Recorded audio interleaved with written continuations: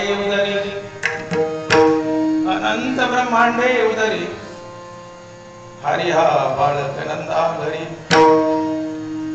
नवल केवडे केवडे नकळे कानोबाचे पुढे पृथ्वी जेने तृप्त केली पृथ्वी जेने तृप्त केली त्यासी यशोदा भोजन घाली नवल केवडे केवडे नकळे कानोबाचे पुढे विश्वव्यापक कमळापती विश्वव्यापक कमळापती त्यासी गवळणी कडिये घेती नवल केवडे केवडे नकळे कानोबाचे पुढे तुका मने नटधारी तुका मने नटधारी भोग भोगोनी ब्रह्मचारी नवल केवडे केवडे नकळे कानोबाचे पुढे पांडुरंगा करू प्रथम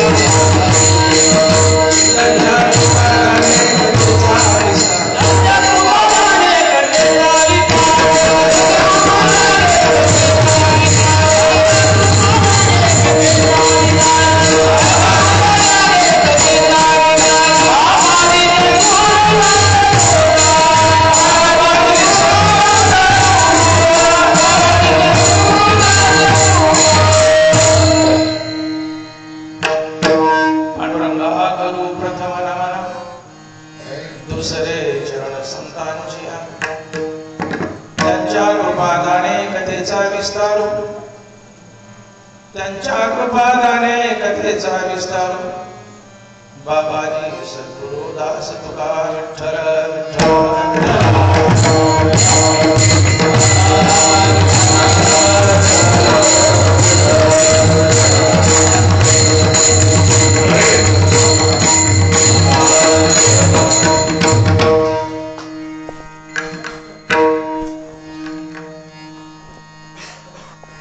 नमो सुभाव भजन भाजना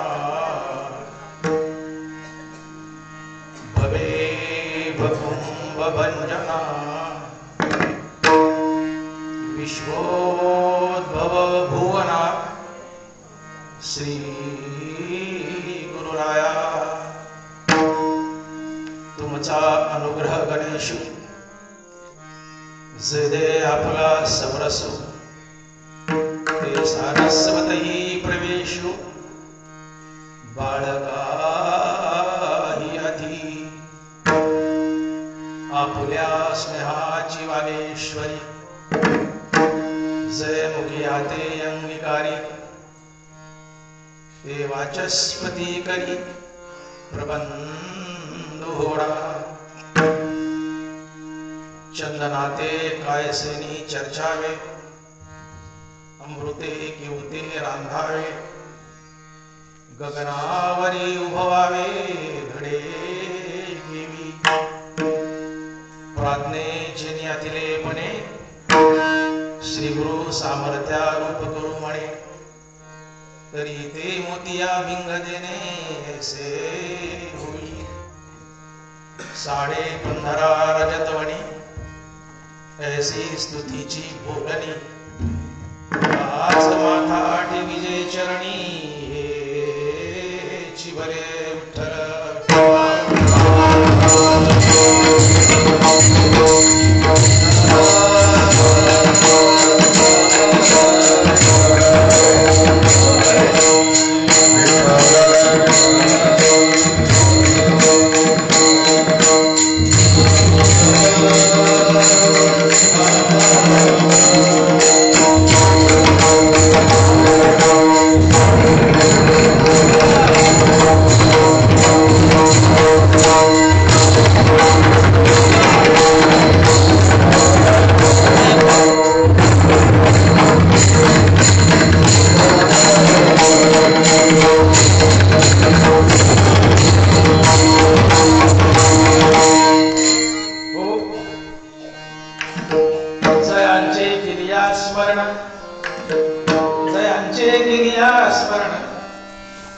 सकळ विद्येचे होय अधिकरण तेचे बंधू श्री चरण श्री गुरुचे ते नमस्कार आणि आता विठ्ठल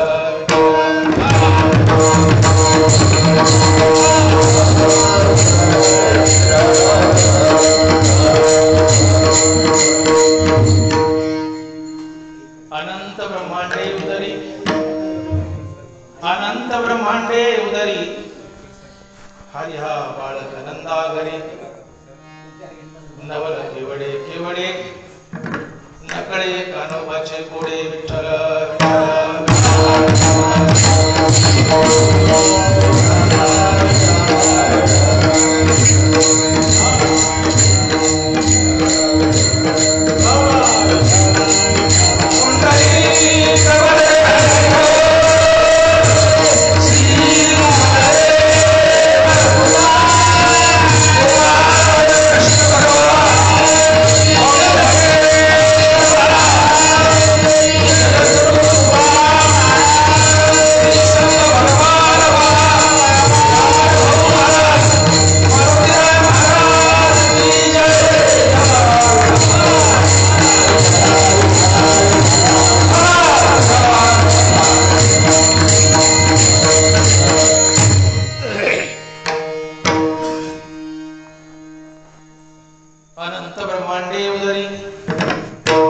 अनंत ब्रह्मांडे उदरी हरी हा बाळक नंदा घरी नवल केवडे केवडे नकळे कानोबाचे कोडे. प्रस्तुत कीर्तन रूपी सेवेसाठी निवडलेला अभंग जगद्गुरु श्री संत तुकाराम महाराज यांचा 5 चरणाचा आणि कृष्ण जन्माचा अभंग आहे. चला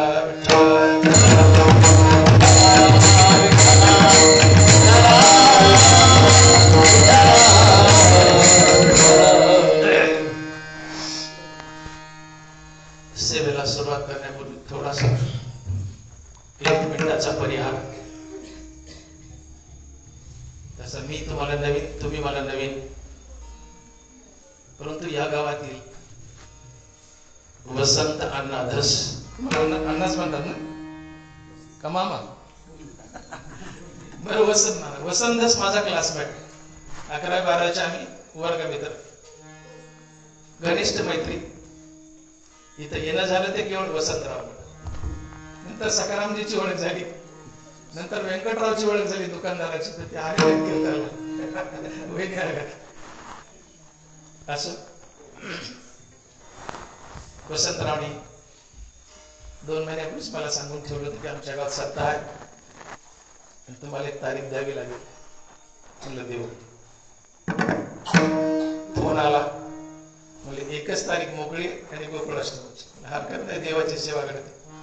ही भाग्य कोणाला गोकुळाष्टमीचं कीर्तन करायला मिळायचं. वसंतरावमुळे येणं झालं. आमच्यासोबत आमचे दराड्यांना उत्तमराव, त्यांच्यासाठी काळ्या वाजवा. उत्तमराव दराडे आमचे ज्येष्ठ बंधू, आमचे गावकरी माझ्यासोबत आहे. करुणानुबंध राहतील. येत राहू, जात राहू, कीर्तन करत राहू. योग आला वसंतराव मिळत. विठ्ठला विठ्ठला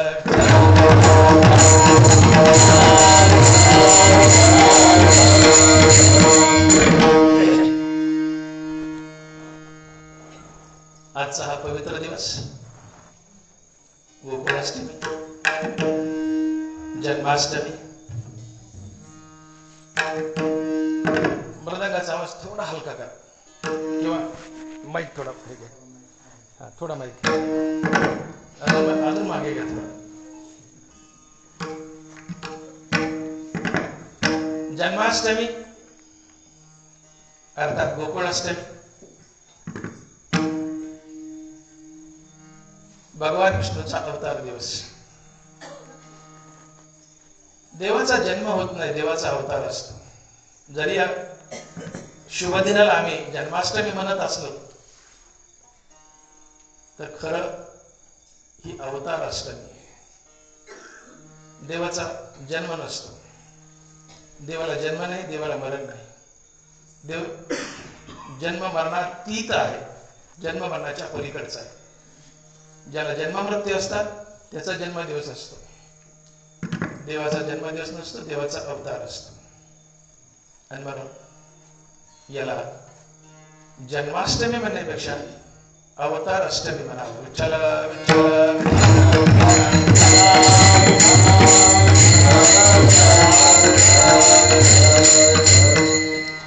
योगायोग असा आहे की आज भगवान श्रीकृष्णाचा अवतार दिवस आणि श्री संत ज्ञानेश्वर महाराज यांचाही अवतार दिवस आहे.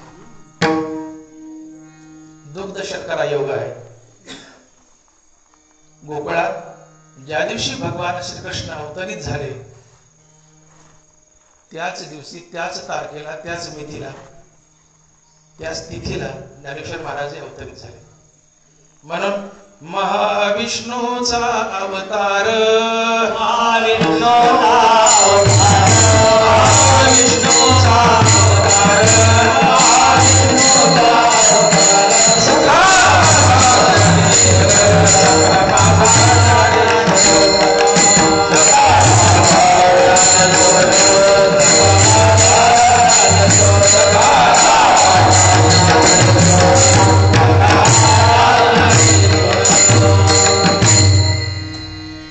महाविष्णूचा अवतार सखा माझा ज्ञानेश्वर श्री संत जनावय. बऱ्याच लोकांना माहित नाही गोकुळ अष्टमीच्या दिवशी ज्ञानेश्वर महाराजाचाही अवतार झालेला आहे. जी गीता भगवान श्रीकृष्णाने आम्हाला दिली तीच गीता भगवान श्रीकृष्णाला थोडी अपुरी वाटली, अवघड वाटली, म्हणून ज्ञानोबारायचं रूप धरलं आणि याच गीतेचा विस्तार भगवान श्रीकृष्णाने ज्ञानोबारायच्या रूपात केला. आणि म्हणून ज्या दिवशी भगवान श्रीकृष्ण अवतरले त्याच दिवशी, त्याच तिथीला ज्ञानेश्वर महाराज अवतरले. म्हणून ज्ञानेश्वर महाराज हे दुसरे तिसरे कुणी नसून साक्षात भगवान विष्णू आहे, भगवान श्रीकृष्ण आहे. असा हा पवित्र दिवस. आणि या जन्माष्टमी अर्थात अवतार अष्टमीच्या निमित्तानं आजचा निवडलेला तुकोबारायचा अभंग अनंत ब्रह्मांडे उदरी हरिहा बाळक नंदाभे. उदर म्हणजे पोट, लंबोदर पितांबर फणीवर बंधना. उदर म्हणजे पोट. भगवान विष्णूचं अर्थात भगवान श्रीकृष्णाचं अर्थात देवाचं पोट किती मोठं आहे तर देवाच्या पोटात अनंत ब्रह्मांड साठवलेले आहे. नरवरा लिहित आहे माझेनी एकी अंशे हे जग व्यापिले असे. भगवंताच्या एका अंशावर हे जग आहे. जयाचे रोमकुपी ब्रह्मांडे कोटी तो हरी वैकुंठी नांदत. नाथ महाराज. रोम म्हणजे केस आणि केसाच्या मुळाला जे छिद्र असतं त्याला कुपी म्हणतात. आपल्या अंगावर केस आहेत, काही मोजता येईल पण अंगावरचे केस मोजता येत नाही. बघता का मोजून कोणी कधी प्रयत्न केला? शक्य नाही. अंगावरचे केस मोजता येत नाही. आपण म्हणतो त्याच्या अंगावर केस कमी आहे एवढं ऋण आहे त्याच्यावर, त्याच्या अंगावर केस कमी आहे एवढा ऋण आहे त्याच्यावर म्हणे आपल्याकडे. केस मोजता येत नाही. आणि प्रत्येक केसाच्या मुळाचे एक छिद्र असतं त्याला कुपी म्हणतात. ज्याचे रोमकुपी ब्रह्मांडे कोटी तो हरी वैकुंठी नांदत. तो हरी, तो विष्णू वैकुंठात नांदतो. त्याच्या अंगावर अगणित केस आहेत आणि त्याच्या केसाच्या मुळाला जे छिद्र आहे एका छिद्रात अनंत कोटी ब्रह्मांड आहेत. आणि म्हणून त्याला अनंत कोटी ब्रह्मांड नायक म्हणतात. अनंत म्हणती माझी स्वामी येते.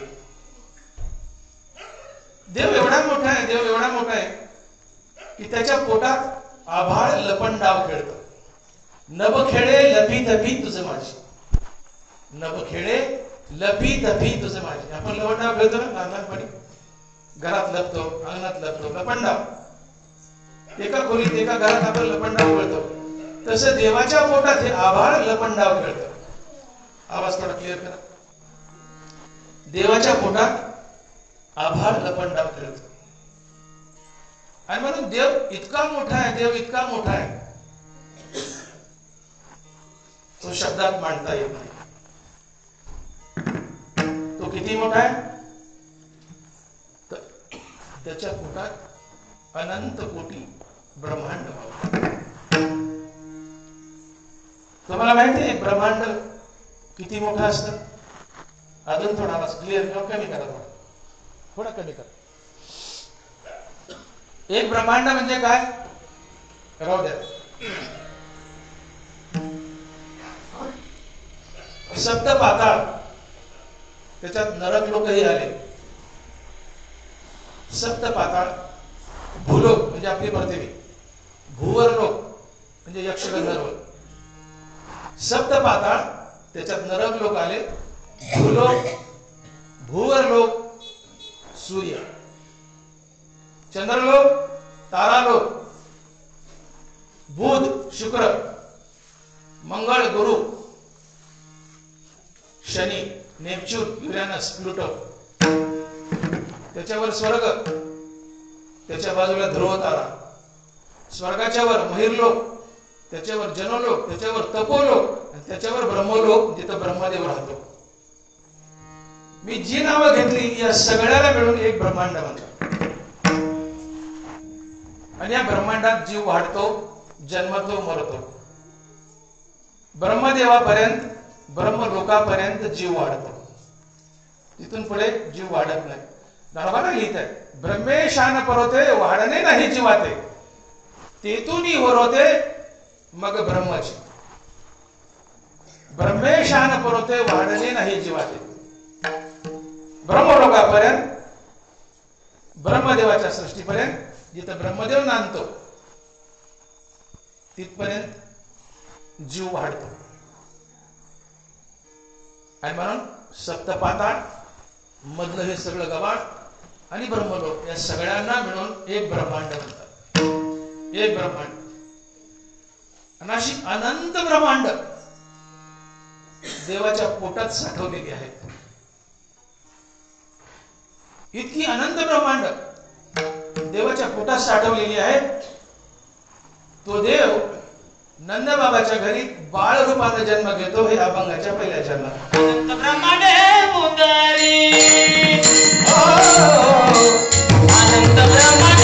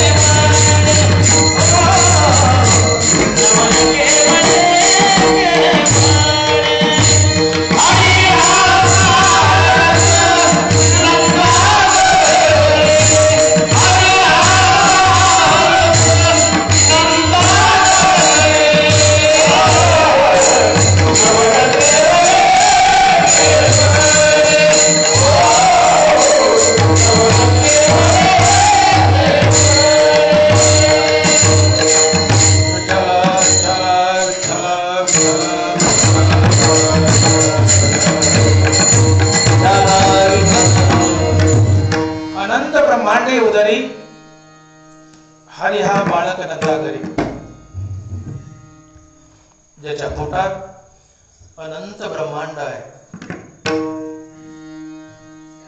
एवढा मोठा देव.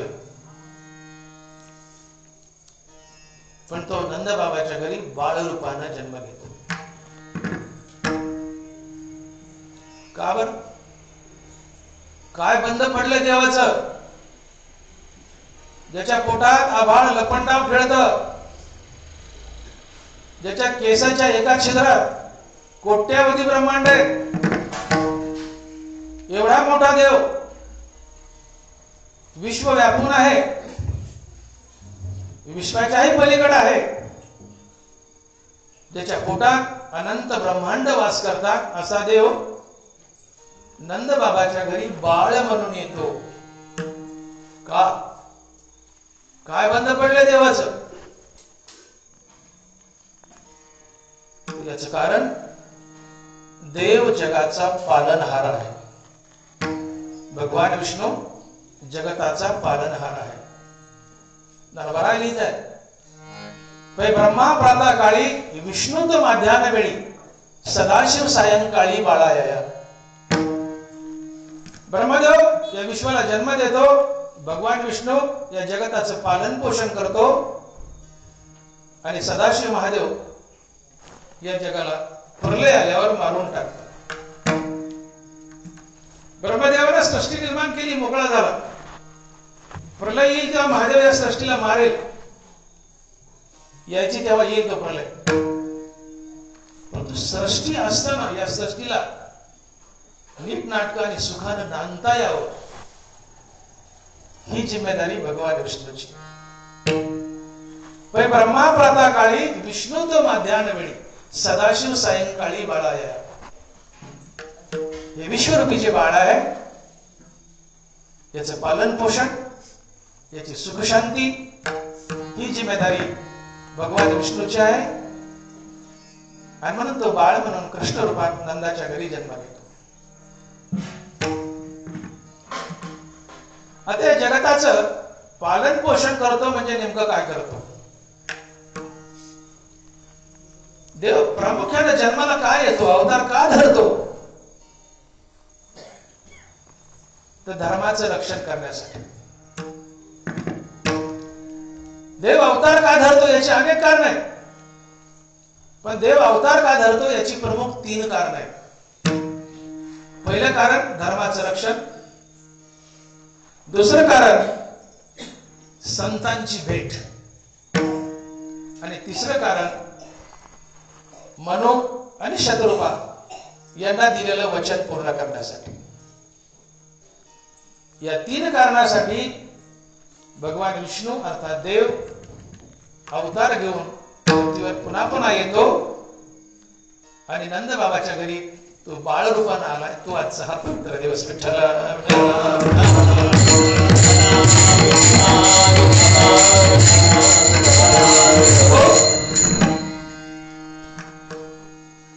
अनंत ब्रह्मांडे उदरी हरी हा बाळक नंदागर. ज्याच्या पोटात अनंत ब्रह्मांडे आहे, एवढा तो मोठा, पण छोटस बाळ होऊन नंदाच्या घरी आलाय. त्याचं प्रमुख कारण काय? तर धर्माचं रक्षण. मग हा धर्म म्हणजे काय? धर्म म्हणलं की आमच्या डोळ्यापुढं 4 जाती येतात: हिंदू, मुस्लिम, सिख, ईसाई. या जाती म्हणजे धर्म नव्हे. तर नारोबरा ज्ञानेश्वरीमध्ये धर्माची अतिशय सुंदर व्याख्या लिहित आहे. माऊली लिहित आहे, एत वडील जे जे करीती तया नाम धर्म ठेविती, आणि तेच एरा अनुष्ठिती सामान्य सकळ. समाजातील वडील मनुष्य जसा जसा वागतो त्याच्या वागण्याला धर्म म्हणावा. समाजातील वडील माणूस जसा जसा वागतो त्याच्या वागण्याला धर्म म्हणावं. मग असा प्रश्न उभा राहतो की वडील जसा वागतो त्याला धर्म म्हणावं, तर मग वडील कोण? दरबारा लिहित आहे, हे तर वडील जे जे करीती तया नाव धर्म ठेविती, आणि तेच येर अनुष्ठिती सामान्य सकळ. समाजातील वडील माणूस जसं जसा वागेल त्याला धर्म म्हणावं. मग वडील जसा वागतो तो जर धर्म असेल तर वडील कुणाला म्हणावं? याचे उत्तर दरबारा देतात, श्रुती स्मृतीचे अर्थ आपणची होनी मूर्त अनुष्ठाने जगा देत वडील जे जे.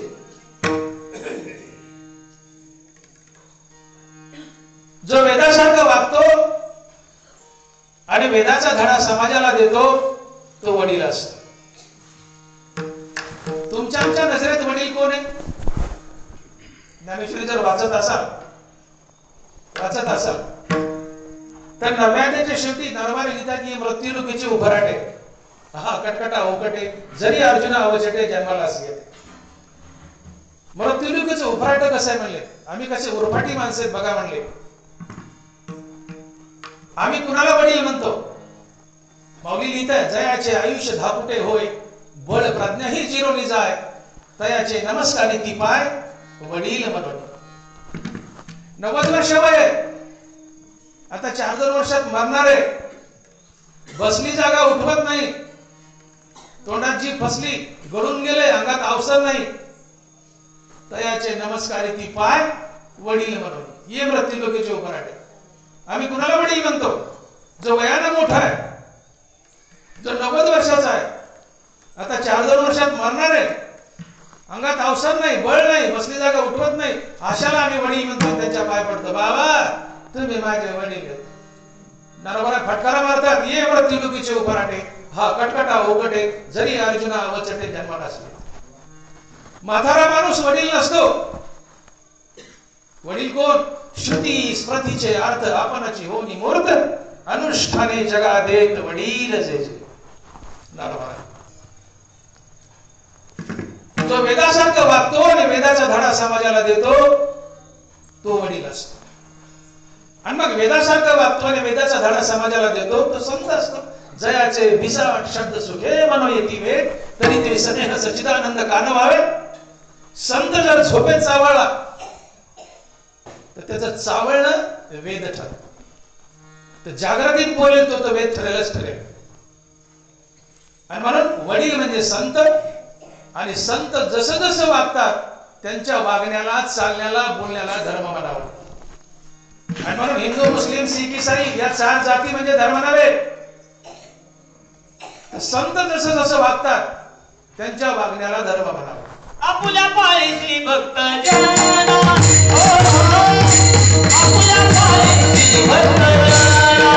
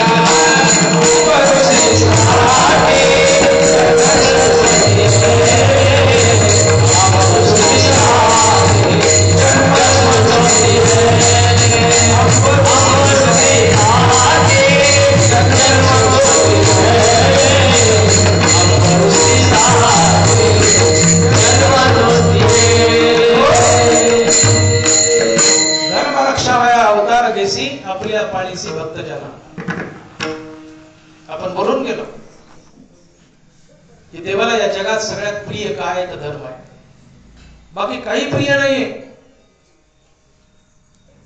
देवाला या जगात सगळ्यात प्रिय काय आहे तर प्रामुख्यानं दोन गोष्टी, एक धर्म आणि दुसरा संत. नारद महर्षीला गर्व झाला की माझ्यासारखा महान भगवत भक्त या जगात दुसरा कोणी नाही. देवाला वाईट वाटलं, नारद महर्षी माझा भक्त आहे पण त्यांना अहंकार झालाय. देवाने नारदाचा अहंकार घालवण्यासाठी एक लीला रचली. देवाला संत प्रिय, जगाला मी पुन्हा पुन्हा बोलतोय, देवाला जगात दोनच गोष्टी प्रिय, एक धर्म आणि दुसरा संत. आणि माझा संत अभिमानी नसावा. नारदाला अभिमान झाला की भगवंताच्या या विश्वातील सर्वात महान भक्त मी आहे. देवाला नारदाला थोडस पंक्चर करायचं होतं, हवा काढायची होती, नारदाची गर्व घालायचा होता. देवाने एक लीला रचली. नारद महर्षी नारायण नारायण करत एकदा वैकुंठात राहिले. कधी नाही तर महाद्वारात एक रजिस्टर नारदाला दिसलं.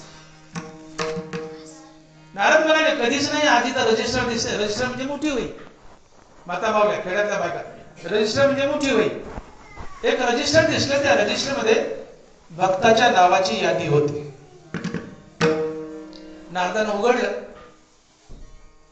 आणि पाहताय तर त्या रजिस्टर मध्ये नंबर 1 ला नारदाचं नाव आणि सगळ्यात शेवटी मारुतीरायाचं नाव. नारदाचा गर्व अजून चढला.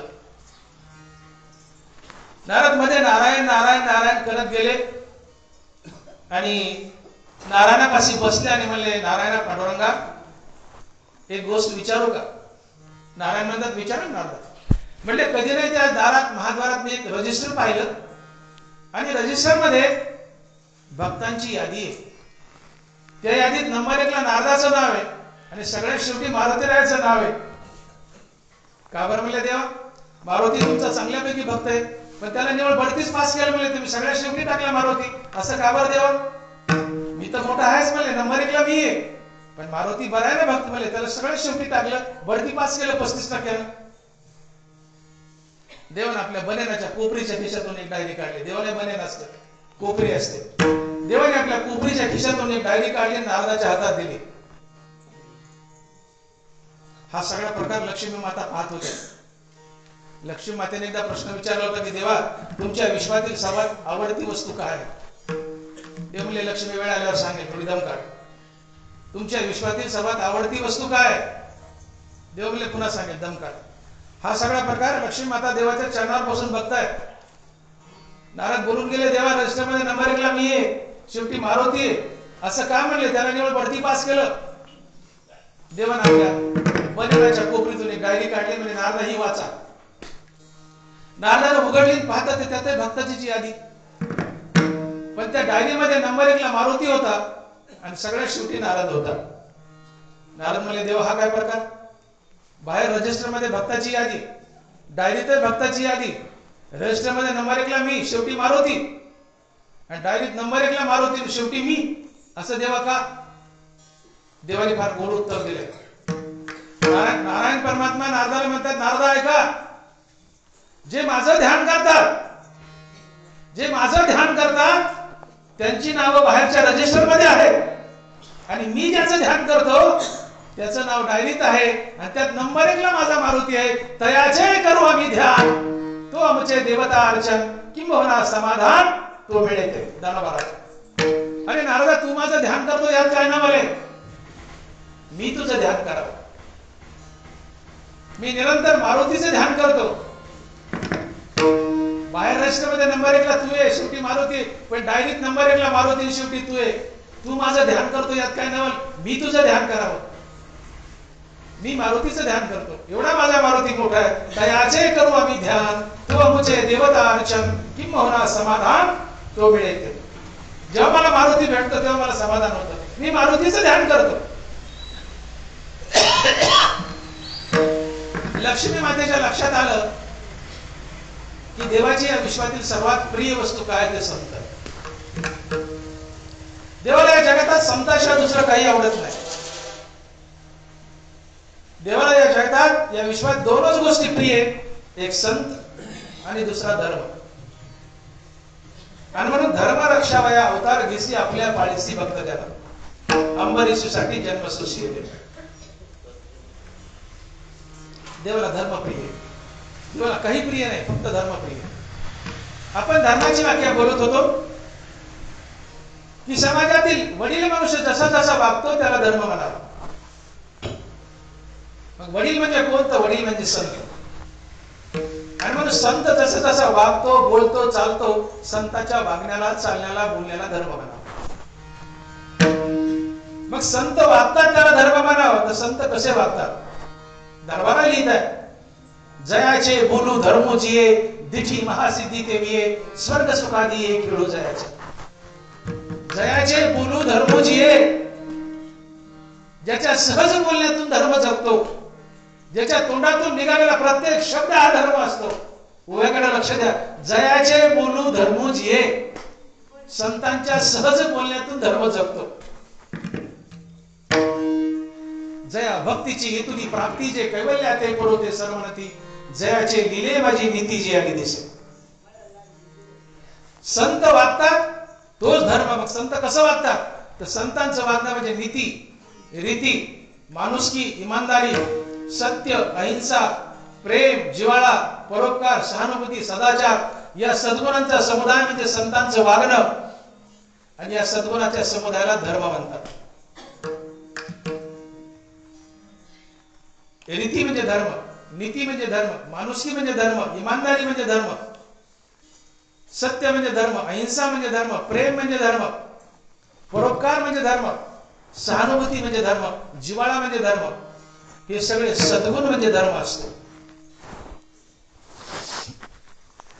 नरवारा लिहित आहे की अर्जुनावर भगवान कृष्ण फिदा का झाले होते, इतके प्रसन्न का होते.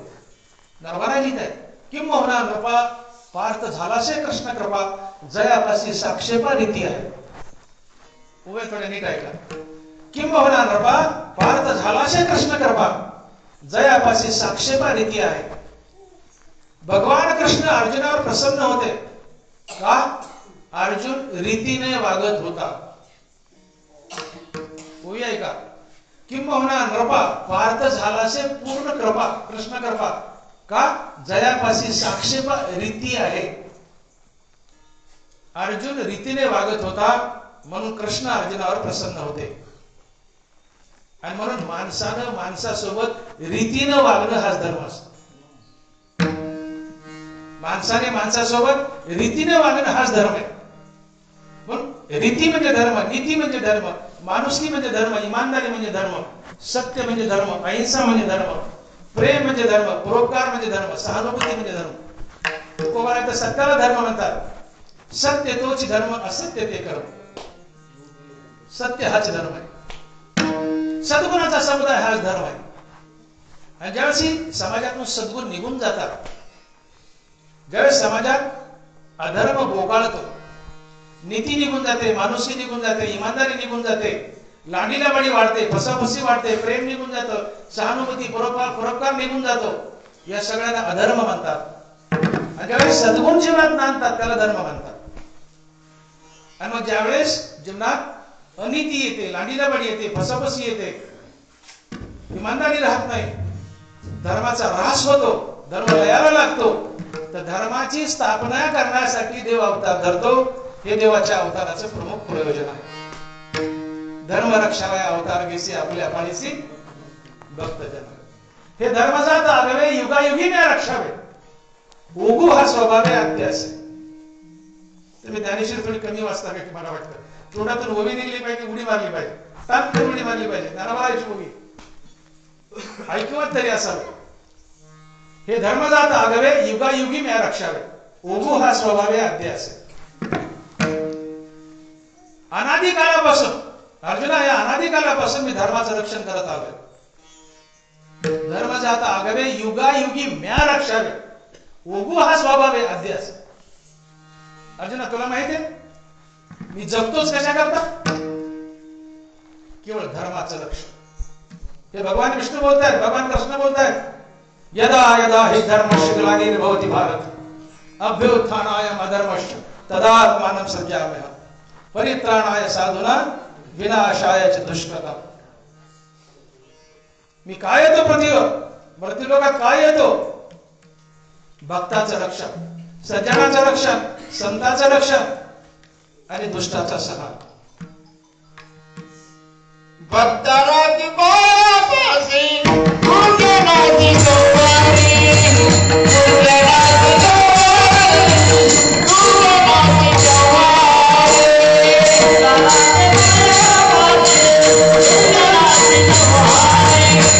गुरुजनाची सवारी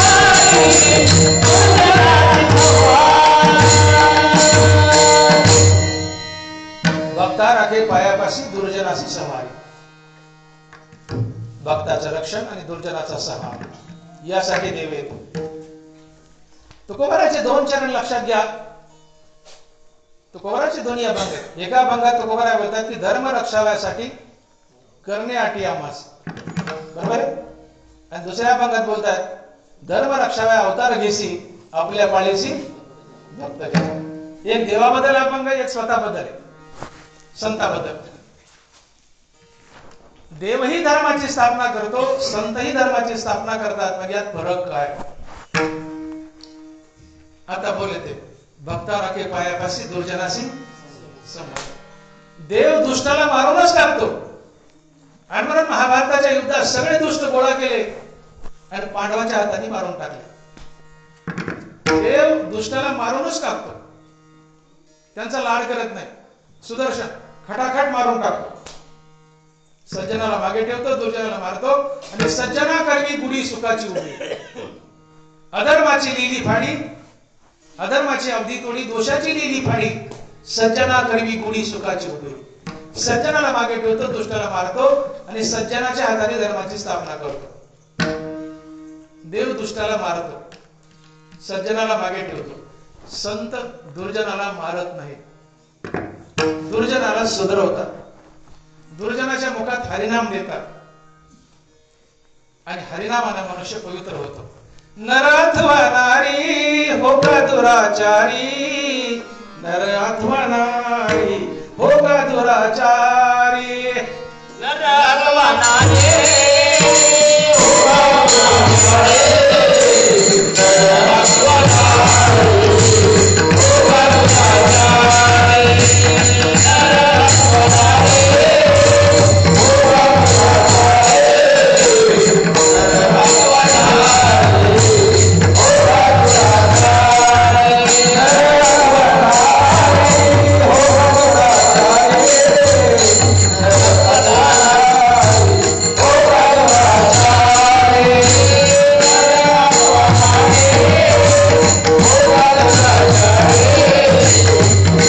अथवा नारी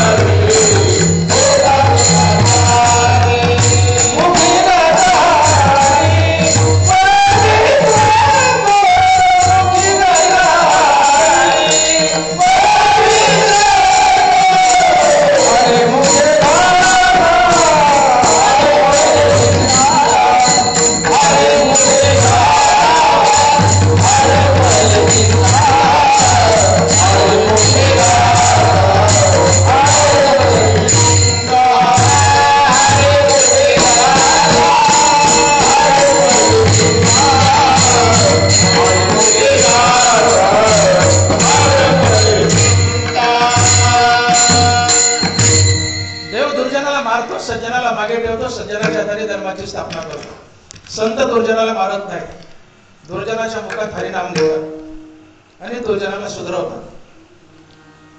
तुकोबाराय गाथेमध्ये एक महान सिद्धांत म्हणताय की भक्तीचे ते वर्म जयाचे हाती, तया घरी शांती क्षमा दया. ज्याच्या तोंडात देवाचं नाव आहे त्याच्या हृदयात दया वास करते. दया इतर कोणाच्याही हृदयात वास करत नाही. दयेशी स्वतंत्र जन्म नाही, जे उपजे तो साधू पायी. दया ही नामधारकाच्या साधूच्या आश्रयाने जगत असते. म्हणून भक्तीचे ते वर्म जयाचे हाती, तया घरी शांती क्षमा दया. ज्याच्या तोंडात देवाचं नाव त्याच्या हृदयात दया. आणि जिथे दया तिथे धर्म, दया तेत धर्म, धर्म तेत सुखागम, सुखी पुरुषोत्तम असे जसे. ज्याच्या तोंडात देवाचं नाव, त्याच्या हृदयात दया, ज्याच्या हृदयात दया, त्याच्या जीवनात धर्म. धर्म म्हणजे नीतिमूल्य. आणि म्हणून ज्ञानोबाला एक महान सिद्धांत मांडतात ज्ञानेश्वरी. हरिनाम तेथे दया आणि दया तेथे धर्म, पर्यायाने हरिनाम तेथेच धर्म.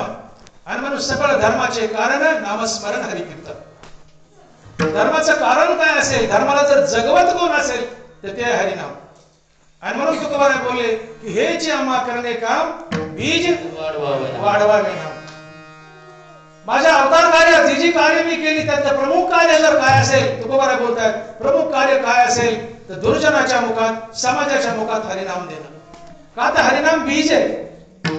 हरिनाम रूपी बीज लावलं तर त्यापासून धर्मरूपी वृक्ष तयार होतो आणि त्याला नीती, माणुसकी, इमानदारीची फळे लागतात. आणि म्हणून संत समाजाच्या दुर्जनाच्या मुखात हरिनाम देतात. आणि असा दुराचारी, मग नर असो नारी असो, किती दुराचारी असो, त्याच्या मुखात हरिनाम दिलं की त्याच्या अंगातला दुराचार पळून जातो. का दया ही सद्गुणाची जननी आहे. दयेपाशी दुर्गुण थांबत नाही. दयेपाशी फक्त सद्गुण नांदतात. मुखात देवाचं नाव, हृदयात दया. हृदयात दया आली की जीवनात सद्गुण येतात, दुर्गुण पळून जातात. आणि जीवनात सद्गुण येणं हा धर्म असतो. आणि म्हणून संत आणि भगवान दोघेही धर्माचं रक्षण करतात. पण संत दुष्टाला मारत नाही, भगवान दुष्टाला मारतो. संत दुर्जनाच्या मुखात हरिनाम देतात आणि धर्माचं रक्षण करतात. मुखामध्ये हरिनाम आलं की हृदयात दया येते, दयेपासून दुर्गुण पळून जातात, दयेपासून सद्गुण येतात. आणि सद्गुण म्हणजे धर्म, नीती, रीती, माणुसकी, इमानदारी, सत्य, अहिंसा, प्रेम, जिव्हाळा, परोपकार, सहानुभूती, हे सगळे सद्गुण आहेत. या सद्गुणाचा समुदाय म्हणजे धर्म. आणि म्हणून जेव्हा जेव्हा धर्माचा ऱ्हास होतो, धर्म लयास लागतो, तेव्हा तेव्हा संत किंवा भगवान पृथ्वीवर अवतरित होतात आणि धर्माचं रक्षण करतात, धर्माची स्थापना करतात. आणि तो हा आजचा पवित्र दिवस. एवढा मोठा विशाल भगवान की ज्याच्या पोटात अनंत ब्रह्मांड नांदतात, तो इतका छोटा होतो आणि नंदाच्या घरी बाळ म्हणून येतो. का? धर्माचं रक्षण. देवाला धर्म सगळ्यात प्रिय आहे. समाजात जर धर्म नांदला नाही तर समाज सुखाने जगू शकत नाही. आणि म्हणून समाजाच्या मुखात हरिनाम द्यायचं. तुकोबाराय म्हणतात मी हे करतो माझ्या अवतार कार्यात. काय? समाजाच्या मुखात हरिनाम देतो. समाजाच्या मुखात हरिनाम दिलं हृदयात दया, दयेजवळ नीतिमूल्य अर्थात धर्म. जिथे नीतिमूल्य नांदतात तिथून लाडीला वाणी पळून जाते. तिथं गुणागोविंदाचं वातावरण असतं, प्रेमाचं वातावरण असतं, कोणी कुणाला फसवत नाही. जिथं नीती नांदते, मुखात नाम, हृदयात दया. हृदयात दया, जीवनात धर्म. धर्म म्हणजे नीतिमूल्य.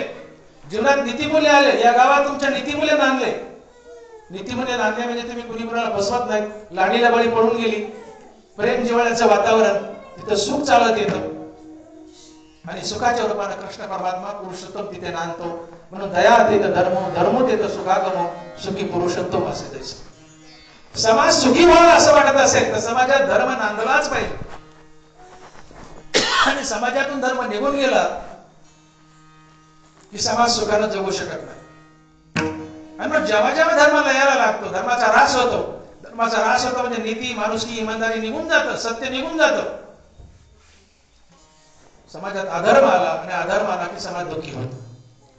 आणि मग समाजामध्ये पुनर्प्रस्थापित करण्यासाठी, धर्म पुन्हा स्थापन करायचा, यासाठी देव अवतार धरतो आणि पृथ्वीवर येतो, धर्माची स्थापना करतो. आणि तेवढ्या करता तो छोटस बाळ होऊन नंदाच्या घरी येतो. आणि म्हणून अनंत ब्रह्मांडे उदरित हरी हा बाळक नंदाने.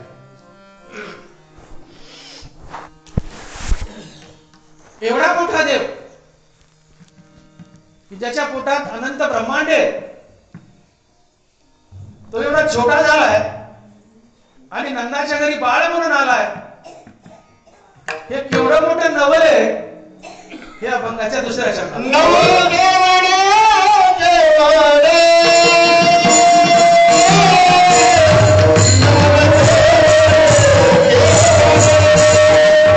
Oh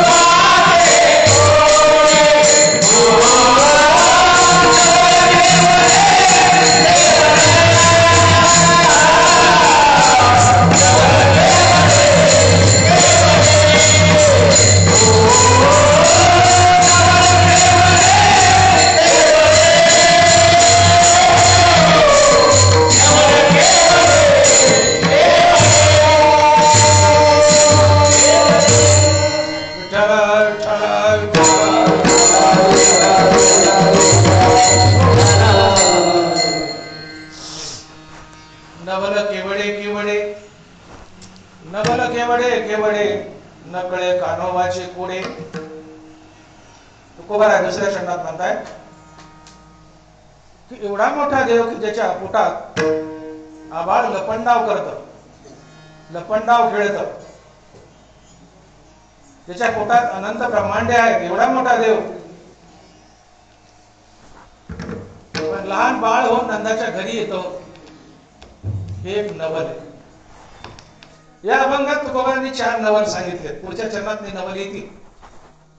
पहिलं नवल काय की एवढा मोठा देव ज्याच्या उदरात अनंत ब्रह्मांडे आहेत, तो बाळ म्हणून नंदाच्या घरी आलाय. हे पहिलं नवल आहे. किती मोठा आहे देव. तुकोबाराला एका साधकाने विचारलं की संत किती मोठे असतात आम्हाला सांगा बरं. तुकोबारा म्हणले काय सांगावं. देवानी संत एक असतात. देवते संत, देवते संत, निमित्त त्या संत आणि देव एकच. जेवढा देवाचा विस्तार तेवढा संताचा विस्तार. तितका पांडुरंग मोठा व्यापक तितके संत व्यापक. एक जणाने विचारलं देव किती मोठा आहे, एक जणाने विचारलं संत किती मोठे. तुकोबारा म्हणले काय सांगू बा, काय सांगू. एखादं मोठं लग्न आहे श्रीमंताचं, कोट्यावधी खर्च केलाय आणि विचारलं कसं लग्न झालं, खूप मोठा खर्च केला कोट्यावधी. नाव सांगत नाही पण आपल्याकडे अतिशय श्रीमंत मनुष्य भारतातला, त्यांनी त्याच्या मुलाच्या लग्नात 500 कोटी रुपये खर्च केले. तुम्हाला माहिती आहे.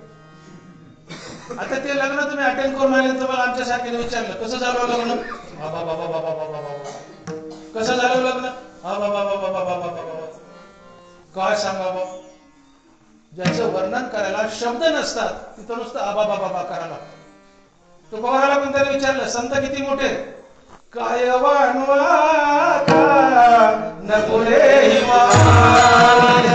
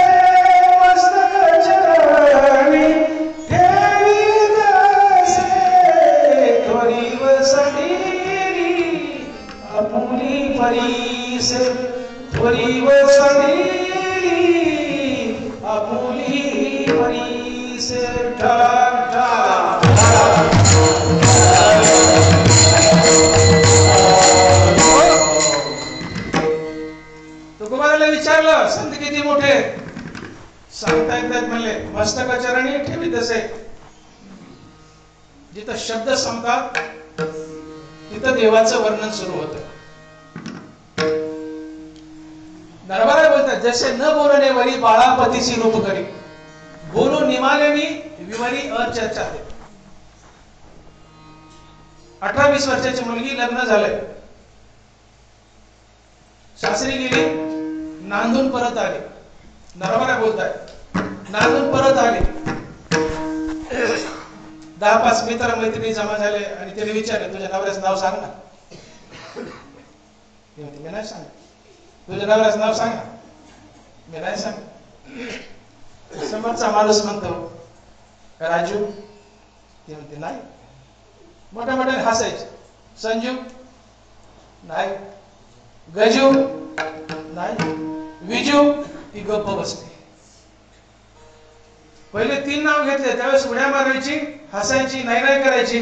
पण ज्यावेळेस शेवटला संजू आला त्यावेळेस ती गप्प बसली. तिने न बोलता तिच्या नवऱ्याचं नाव सांगितलं. नरवरा बोलताय जैसे न बोलणे वरी बाळापतीची रूप करी, बोलू निमालेनी विवरी अचर्चा दे. मुलगी 10-5 नाव घेतले त्यावेळेस ती हसत असते, उड्या मारते. पण तिच्या नवऱ्याचं नाव आलं की ती गप्प बसते. तिचं गप्प बसणं हे तिच्या नवऱ्याचं नाव आहे. तसं तोंडानं गप्प बसणं हे देवाचं वर्णन आहे. बोलो निमालेनी विवरी अचर्चा दे. देव अचर्चित आहे, त्याचं वर्णन करता येत नाही. मौन गा तुझे रासी नाव, आता स्तोत्री के बांधो हाव, दिससी ती तुली वाव भजो काय. देवाचं नाव मौन आहे आणि मग मौन धारण करणं हे देवाचं वर्णन आहे. देवाचं वर्णन करण्यासाठी शब्द सापडत नाही. जिथं शब्द संपतात तिथं देवाचं वर्णन सुरू होतं. का तो अचर्चित आहे. बोलो निमालेनी विवरी अचर्चा. त्या शिष्याला विचारलं देव किती मोठा आहे. वेदाला विचारलं देव किती मोठा आहे. तोही अंतुर्ना तळवटी दडे, येरू नेती नेती म्हणून भोवडे, इथं सनकाधिक वेडे पिसे झाले. नरवरा वेदाने हात वर केले म्हणजे आपल्याला देव किती मोठा माहित नाही, पळून गेला. येरू नेती नेती म्हणून भोवडे. शेषाने त्याच्याच भेंडोळ्याखाली तोंड खोपसलं.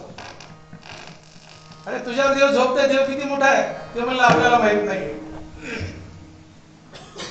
आणि म्हणून नरवरा लिहित आहे की 15.5 रजतमणी ऐसी स्तुतीची बोलणी, उगाच माथा ठेवीचे चरणी हेची भले. शुद्ध सोनं आहे, एक आंबे सोन्याची, 1 फूट लांब शुद्ध नवनवरी सोनं आहे. आणि त्याला चांदीची पॉलिश केली. बाजारात भाव कमी होईल ना. पिवळं सोनं त्याला चांदीची पॉलिश केली, त्याचा भाव कमी होईल. तसं देवाचं वर्णन करणं म्हणजे देवाची किंमत कमी करणं, देवाचा भाव कमी करणं. आणि म्हणून संत आणि देव हे शब्दात बांधता येत नाही. जिथं शब्द संपतात तिथं देवाचं आणि संतांचं वर्णन सुरू होतं. बोलो निमालेनी विवरी अचर्चा. इतका मोठा देव आहे की जो शब्दात बांधताच येत नाही. इतका मोठा देव आहे त्याच्या पोटात अनंत ब्रह्मांड राहतात. पण तो इतका लहान होतो की बाळ रूपानं नंदाच्या घरी जन्माला येतो. हरी हा बाळक नंदा घरी, अनंत ब्रह्मांडे उदरी, अनंत ब्रह्मांडे उदरी, हरी हा बाळक नंदा घरी. विठ्ठल विठ्ठल विठ्ठल.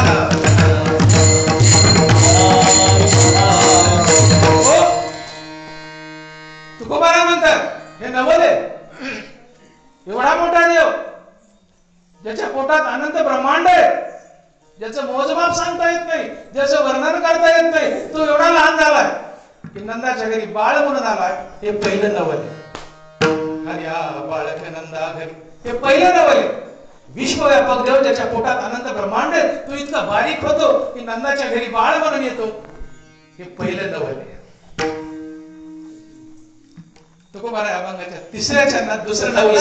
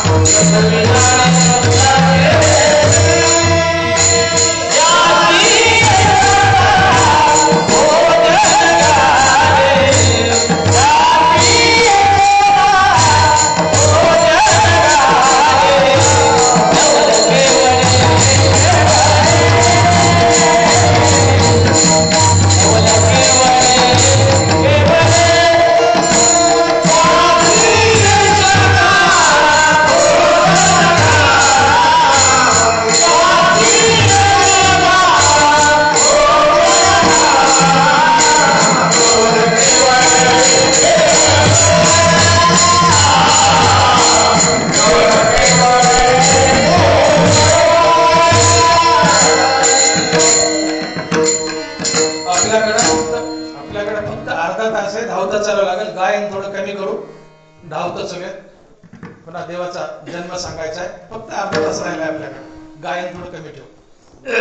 अभंगाच्या तिसऱ्या चरणात तुकोबाराय बोलतात, पृथ्वी ज्याने तृप्त केली त्यासी यशोदा भोजन घाली. जो साऱ्या जगाला जीव घालतो आणि सगळे जेवल्यानंतर स्वतः जेवतो, तो देव यशोदेच्या हाताने जेवण करतो. हे दुसरं नवल आहे. या अभंगात सगळे नवल आले. एवढा मोठा देव की ज्याच्या पोटात अनंत ब्रह्मांड आहे, एवढा मोठा, पण एवढा बारीक होतो की नंतर जगाला बाळ म्हणून येतो. हे पहिलं नवल आहे. एवढा मोठा देव सगळ्या जगाला जीव घालतो आणि मग शेवटी जेवतो, पण तो यशोदेच्या हाताने जेवतो. हे दुसरं नवल आहे. दैवास्तव देहाचे पाळन, जो चिंतिना देहे भरण, तो महायोगी जाण दैवयोगी. देहा दैवशत पाळला जातो. देवाची जिम्मेदारी. तुम्हाला जर देवाने 90 वर्षाचं आयुष्य दिलं तर तुमचा देह 90 वर्षापर्यंत जगवणं ही देवाची जिम्मेदारी आहे. दरबारा लिहितं, दैवास्तव देहाचे पाळन, जो चिंतिना देहे भरण, तो महायोगी जाण दैवयोगी. तुमच्या नशिबाने तुम्हाला 90 वर्ष 95 वर्ष आयुष्य दिलंय तर 95 वर्ष अन्न देणं ही देवाची जिम्मेदारी. देव सगळ्या जगाला अन्न देऊन जगवतो, सगळ्याला अन्न देऊन तृप्त करतो, पण हा यशोदेच्या हाताला जेवतो. हे दुसरं नवल आहे. आणि देव एवढा मोठा आहे, ज्याच्या पोटात आनंद ब्रह्मांड आहे, तो एवढा बारीक होतो की त्याला गवळणी कडेवर घेतात. हे तिसरं नवल अभंगाच्या चौथ्या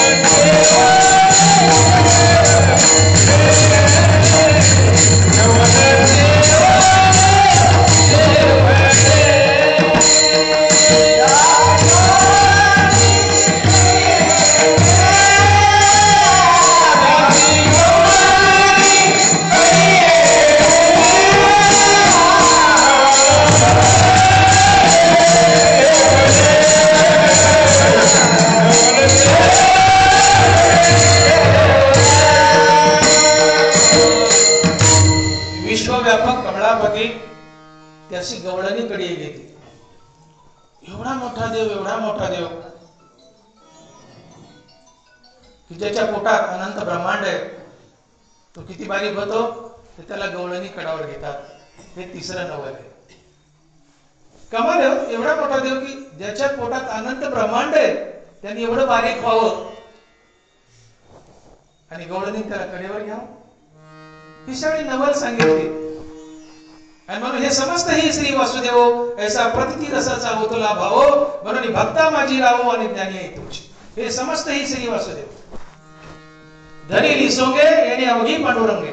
जगातली प्रत्येक वस्तू म्हणजे पांडुरंगाने धरलेलं सोंग आहे. या चराचराला तो व्यापून आहे, म्हणून त्याचं नाव विष्णू आहे. विष्णू म्हणजे प्रवेश करणे. ज्यांनी चराचरात प्रवेश केला तो विष्णू आहे. चराचराला व्यापून आहे, ज्याच्या पोटात अनंत ब्रह्मांड आहे. एवढा मोठा देव पण एवढा बारीक होतो की गवळण त्याला कडेवर घेते. आणि म्हणून विश्व व्यापक कमलापती त्याची गवळणी कडी घेते. हे तिसरं नवल सांगितले तुकोबारायांनी. आणि अभंगाच्या शेवटच्या चरणात चौथा नवल सांगतो. तुका म्हणे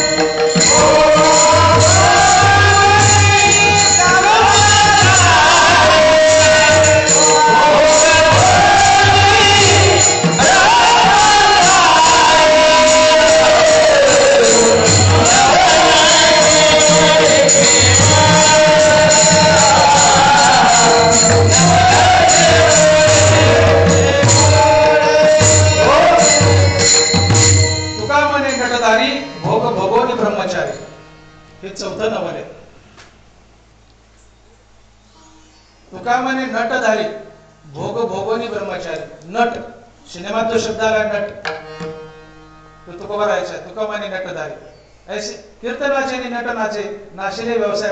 नट म्हणजे जो नटतो आणि कला करतो तो नट असतो. आमचा भगवान कृष्ण नट आहे.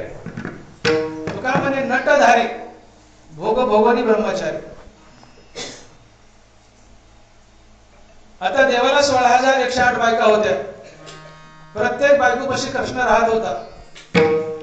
कृष्णापासून प्रत्येक बायकोला लेकरं झाली होती. बायकोशी संसार केला, लेकरं पैदा केले. तुकोबाराय म्हणतात ब्रह्मचारी. आपल्या बायकोपुढे आपण म्हणावं अगं फलाने बिस्ताने मी ब्रह्मचारी आहे. आणि आपल्यापासून आपल्या बायकोला 2 लेकरं झालेत. बायको चपलाने सांगेल तू ब्रह्मचारी. ते लेकर कोणाचे? हे देवाचं नवल आहे. भोग भोगोनी ब्रह्मचारी हे 4थं नवल आहे. याचं उत्तर असं आहे. नाथ महाराज भागवतामध्ये याचं सुंदर उत्तर देतात. तुका म्हणे नटधारी भोग भोगोनी ब्रह्मचारी.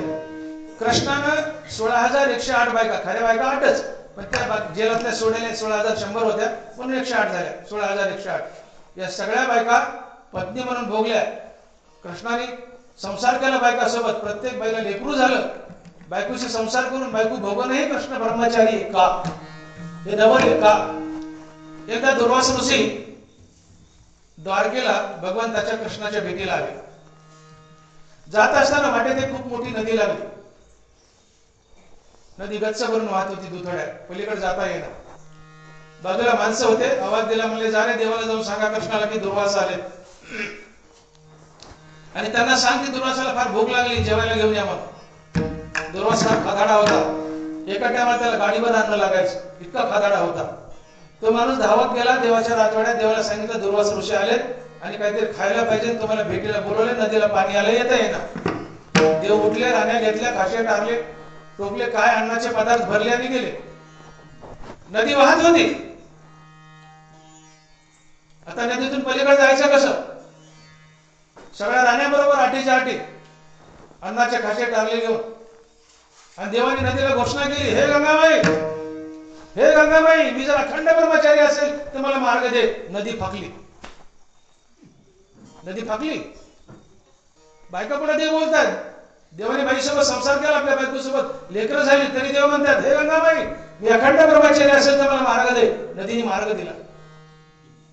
पलीकडे गेले. दुर्वासा जेवला, खादाडा होता, गाडीवर खाल्लं, ते टारले, खाशे बिशे डोक्यावर सगळं खाल्लं. आता देवाला लीलाच करायची. परत निघाले. देव म्हणाले दुर्वासा येताना मी मार्ग केला, जाताना तुम्ही करा. दुर्वासा म्हणतो हे गंगाबाई, मी जर अखंड उपवासी असेल तर मला मार्ग दे. नदी फाकली. रुक्मिणी देवाचं धोतरच धरलं पितांबर. म्हणजे देवा काय रहस्य? त्याने गाडीवर अन्न खाल्ले, तू म्हणतो मी अखंड उपवासी, नदी मार्ग देते. तुम्ही म्हणता मी अखंड ब्रह्मचारी, तुमच्यापासून आम्हाला लेकरं झाले तर नदी मार्ग देते. काय रहस्य? तुम्ही भोग भोगून ब्रह्मचारी कसे? नाथ महाराज लिहिताय, ग्रासोग्रासी हरिस्मरण ते अन्नची वय प्रब्रह्म पूर्ण. घासा घासाला राम राम म्हणत अन्न खाल्लं तर ते अन्न रामाला जातं आणि तुम्हाला अखंड उपवास घडतो. म्हणून दुर्वासानं गाडीवर अन्न खाल्लं, पण राम राम म्हणत खाल्लं, सगळं अन्न रामाला गेलं, त्याला अखंड उपवास घडला. म्हणून नदीने मार्ग दिला. ग्रासोग्रासी हरिस्मरण ते अन्नाची वय परब्रह्म पूर्ण. म्हणजे देवा त्याचं ठीक आहे, तुमचं सांगा. तर नाथ महाराज लिहितात की ऋतुकाळी ज्या स्त्री गमना तो पुरुष ब्रह्मचारी जाणं पूर्ण. नीट ऐका. ऋतुकाळी ज्या स्त्री गमना तो पुरुष ब्रह्मचारी जाणं पूर्ण. पुरुषाने लग्न केलंय, बायकोसोबत संसार केलाय, मुलंबाळ पैदा केले, तरी तो संन्यासासारखा ब्रह्मचारी राहू शकतो, पत्नी भोगू नये. नाथ महाराज लिहितात ऋतुकाळी ज्या स्त्री गमन तो पुरुष ब्रह्मचारी जाण पूर्ण. उदाहरण सांगतोय, नाथ महाराजाचे, माझं काही नाही. उदाहरणार्थ एक बाई, उदाहरण, तिला 1 तारखेला मासिक पाळी आली, तर 1 तारखेपासून 4 तारखेपर्यंत अंगावरचं वाहतं. हे नाथ महाराजाचे, माझं काही नाही. ब्रह्मचारी कसे देव मी सांगतो. 1 तारखेपासून, उदाहरण, 1 तारखेपासून 4 तारखेपर्यंत अंगावरचं वाहतं. तर 1 तारखेपासून 12 तारखेपर्यंत पत्नीशी भोग घ्यायचा नाही. 12 ते 16 याला ऋतुकाळ म्हणतात, ज्याला आमच्या मेडिकलच्या भाषेत ओव्हुलेशन पिरियड म्हणतात. 12 ते 16 भोग घ्यायचा, 16 ते 28 घ्यायचा नाही, 28 दिवसाची सायकल असते. 1 ते 12 भोग घ्यायचा नाही, 16 ते 28 भोग घ्यायचा नाही, 12 ते 16 भोग घ्यायचा या 4 दिवसात, आणि तो पुत्र प्राप्तीच्या कामनेने घ्यायचा. तो पुरुष पत्नी भोगून मुलं बाळ पैदा करूनही ब्रह्मचारी असतो. आणि म्हणून तुकाराम म्हणे नटधारी भोग भोगोनी ब्रह्मचारी. देवाने 16,108 पत्न्या भोगल्या, संसार केला, मुलं बाळ पैदा केली, तर संसार करूनही कृष्ण ब्रह्मचारी होता का? तर त्याने ऋतुकाळ पाळला. तर ऋतुकाळ म्हणजे 1 ते 12 पाळलेल्या दिवसपासून 1 ते 12 भोग घ्यायचा नाही, 16 ते 28 भोग घ्यायचा नाही, मधले 12 ते 16 एवढ्या दिवसात भोग घ्यायचा, ज्याला ऋतुकाळ म्हणतात, ओव्हुलेशन पिरियड म्हणतात. आणि एवढ्या काळात 12 ते 16 आणि ते पुत्र प्राप्तीच्या कामनेने भोग घ्यायचा. तो पुरुष पत्नी भोगून ब्रह्मचारी असतो. आणि त्या ब्रह्मचार्याला ज्याने लहानपणी लग्न केलं नाही, जो बाल ब्रह्मचारी, त्याला जे फळ मिळतं ते फळ या ब्रह्मचार्याला मिळतं. आणि मग संसार करून लग्न करून मुलं बाळ पैदा करूनही तुम्ही ब्रह्मचारी राहू शकता. आणि ब्रह्मचार्याचं फळ जनलोक, तपोलोक, महेरलोक इथं जाऊ शकता.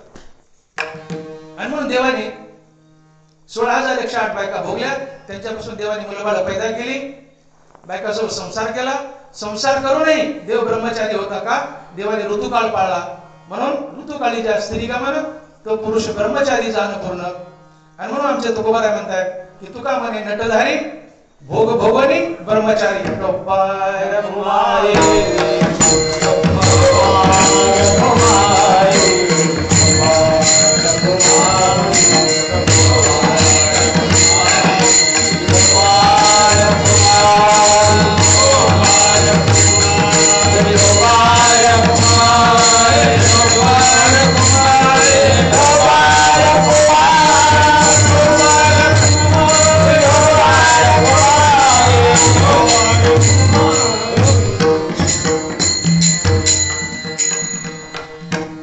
यथामती आपण अभंगाचा भाव पाहिला. शेवटच्या 15 मिनिटात देवाचा अवतार दिवस, जन्माष्टमी, गोकुळाष्टमी, देवाने अवतार का धरला,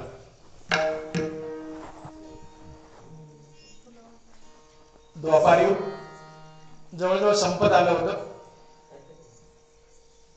पृथ्वीवर राक्षसांचा जुलूम वाढला, भक्तांना त्रास देऊ लागले, होम हवन करू देणार, पूजा अर्चा करू देणार, राक्षस भक्तांना मारू लागले, संतांना मारू लागले. पृथ्वीवर तुफान पाप वाढलं, तुफान पाप वाढलं. पृथ्वीला पापाचं ओझं झालं. पृथ्वी रडू लागली या पापानं, दैत्याच्या. पृथ्वीने गायीचं रूप धरलं आणि ब्रह्मदेवाकडे गेली. आणि सगळं कथन ब्रह्मदेवाला केलं की मुली देवा, राक्षसाने सगळा पृथ्वीवर हाहाकार माजवलाय, पूजा अर्चा, भक्ती, होम हवन यज्ञ सगळं बंद पडलंय, मस्त पाप वाढले, पृथ्वीवर अधर्म वाढलाय, नीती रीती माणुसकी इमानदारी सगळं संपलंय, तुम्ही काही करा. ब्रह्मदेव म्हणाले मी काही करू शकत नाही.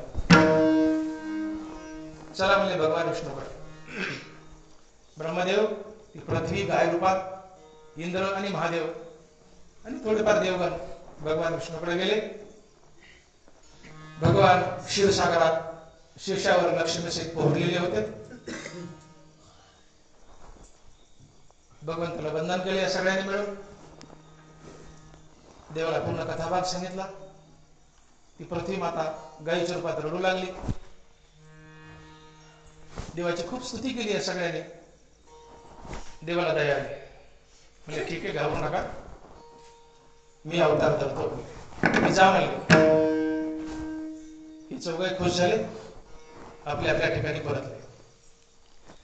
इकडे कंसाची बहीण देवकी ही कंसाला अतिप्रिय होती, चुलत बहीण पण अतिप्रिय होती. तिचं लग्न झालं. लग्न झाल्यानंतर कंस म्हणाला की माझ्या बहिणीला मला स्वतः रथावर बसून सारथ्य करायचं, तिच्या सासरी नेऊन सोडायचं. कंस रथावर बसलाय, वसुदेव देवकीला घेऊन चाललाय. तेवढ्यात एक मोठी आकाशवाणी झाली, रे मूर्ख, रे मूर्ख, तू जिला घेऊन चाललास तिचा 8वा पुत्र तुझा वध करेल. घोडे किंकाळले, मागे सरकले, कंस लटलट कापू लागला, तलवार काढली. देवकीचा 8वा पुत्र मला मारेल, मी देवकीलाच मारून टाकतो. वसुदेवाने हात धरला. राजेसाहेब, नाथ, तिला का मारता? तिचे 8ही पुत्र आम्ही तुम्हाला देऊन टाकू. त्या पुत्रांना मारा, तिला मारू नका. तिच्याशी वैर कशाला? वैर पुत्राशी. 8वा नाही, आम्ही सगळेच पुत्र देऊ. कंसाला पटलं. म्हणजे आम्हाला कारावासात ठेवा, जेलात ठेवा, आम्ही आमचे सगळे पुत्र तुम्हाला देऊ. वसुदेव देवकीला कारावासात ठेवलंय. देवाने आज्ञा केली शेषाला, शेषा जा, चल आपल्याला अवतार धरायचा आहे. शेषा म्हणतो देव अजिबात जमणार नाही.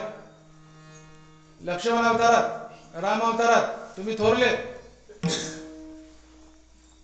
नकट व्हा पण धाकट होऊ नये, नकट व्हा पण धाकट होऊ नये. तुम्ही थोरले, मी धाकटा. तुम्ही आदेश द्यायचे. माझ्यावर फार जुलूम केला तुम्ही. देव म्हणले तू थोरला हो. म्हणले देवा तुमच्यासोबत 14 वर्ष फिरावं लागलं मनात. राम अवतारात बायको सोडून द्यावं लागली, जमणार नाही. म्हणले बा यावेळेस तुझी बायको तुझ्या सोबत राहील, घाबरू नको, अवतार धर. आणि थोरला हो. शेषा तयार झाला. शेषा बळीराम आहे, भगवान विष्णू कृष्ण आहे. जा म्हणले रोहिणीच्या गर्भात राहा. पहिला, दुसरा, तिसरा, चौथा, 5वा, 6वा हे गर्भ त्या कंसाने मारून टाकले. 7वा गर्भ हा बळीराम देवकीच्या उदरात राहिलाय. आणि देवाने पाठीमागून माया पाठवली आणि तो देवकीच्या गर्भातला 7वा हा जो बळीराम आहे तिथून काढलाय. आणि नंदबाबाच्या घरी रोहिणी होती, वसुदेवाची दुसरी बायको, तिच्या गर्भात नेऊन घातला हा बळीराम. रोहिणी देवकीचाच पुत्र, पण रोहिणीच्या गर्भात घातला आणि रोहिणीच्या पोटी बळीराम जन्मले. आता देव त्यावेळेस खोटी बातमी सांगितली कंसाला की तिचं अबॉर्शन झालं, गर्भपात झाला. ठीक आहे, कंस तयार झाला. देव स्वतः 8वा अवतार धरून देवकीच्या उदरात येऊन राहिले. देवाला 8 हा आकडा फार प्रिय. 8 देवाचा 8वा अवतार. अष्टमी 8. देवकीचा 8वा पुत्र. देव जन्माला आले तेव्हा देवाचं वय 8 आणि कार्य केली 8. बालकृष्ण, लालकृष्ण, गोपाळ कृष्ण, युगल कृष्ण, राधाकृष्ण, श्रीकृष्ण, योगेश्वर कृष्ण, भगवान श्रीकृष्ण. ही 6 कार्य केली. आपला वेळ संपत आलाय. ही 6 कार्य देवानं केली. बालकृष्ण जन्माला आला. लालकृष्ण यशोदेच्या मांडीवर खेळत होता. गोपाळ कृष्ण गाई सांभाळल्या. युगल कृष्ण राधेसोबत या गोपिकासोबत लीला केली. राधाकृष्ण राधेसोबत राहिला. श्रीकृष्ण कंस मारला. योगेश्वर कृष्ण अर्जुनाला गीता सांगितली. आणि भगवान श्रीकृष्ण. अशा प्रकारे देवाने 8 कार्य केली.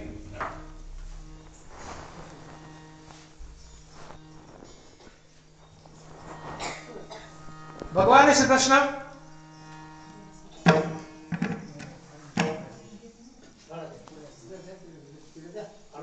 यशोदेच्या गर्भात स्थापित झाले. थोडं शांत राहा. 4च मिनिट राहिलेत. मला अवताराचं बोलून घेऊ द्या. ते राहून जाईल. तुमचं चलू द्या गुपचूप. भगवान श्रीकृष्ण देवकीच्या पोटात स्थापित झाले. 8वा अवतार आहे. थांबा थोडं थांबा. 8वा अवतार आहे. देव एक 8 वर्षाचं बाळ म्हणून देवकीच्या पुढे उभे राहिले. देवकी घाबरली. अरे बाबा, तू एवढा 8 वर्षाचा मोठा होऊन आलास. कंसानं पाहिलं तर तुला मारेल. आणि 8 वर्षाचं कुठं लेकरू असतं का? बारीक हो. देव बारीक झाले. आणि देवकी मातेपुढे खेळू लागले. हा 18 होता, श्रावण महिना, रात्रीची वेळ, 12 वाजले, दुसरा प्रहर. आकाशात पाऊस येतोय, नद्यांना पूर आलाय. अष्टमी तिथी, बुधवार, कृष्ण पक्ष, नद्यांना पूर आले, रोहिणी नक्षत्र. आणि अशा मंगल प्रसंगी रात्रीच्या 2 प्रहरी अर्थात 12 वाजता भगवान विष्णूनं भगवान कृष्णाच्या रूपात देवकीच्या पोटी अवतार धरला. त्यावेळेस भगवान विष्णू 8 वर्षाचे. देवकी घाबरली, तुला कंस मारेल, मी तुला कुठं लपवू, छोटा हो, बारीक हो, कुठं तरी लपवता येईल. देव बारीक झाले, आणि देव बारीक झाले हा देवाचा अयोनी संभव आहे.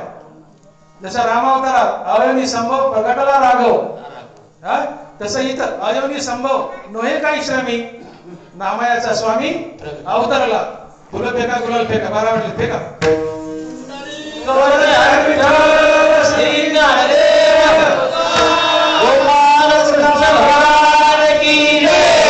बालकृष्ण भगवान की जय. देव छोटे झाले. देवानं वसुदेवाला सांगितलं, बाबा घाबरू नका, माझी काळजी करू नका, कंस मला मारणार नाही, मी सगळा बंदोबस्त केलाय. पहारेकऱ्यांना मी बेहोश केलंय, तुमच्या बेड्या आपाप गळून पडतील. मला एका टोपल्यात घाला आणि नंदाच्या घरी घेऊन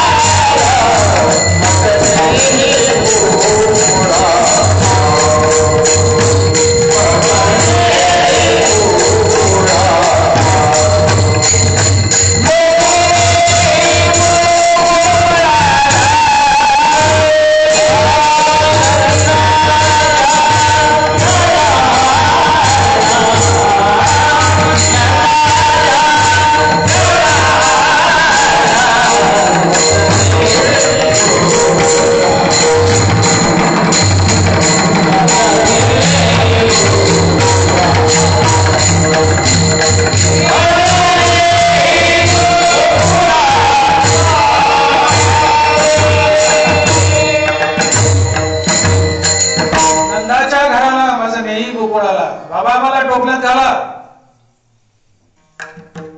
मी सगळे पारेकरी बेहोश केले. टोपल्यात घाला.